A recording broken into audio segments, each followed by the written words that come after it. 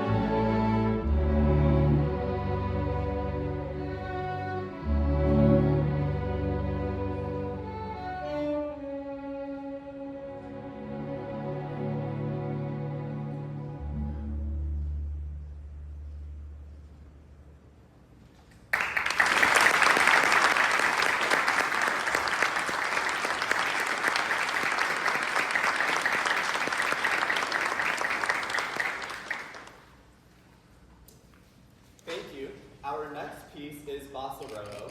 It will feature group solos from the violin and viola section.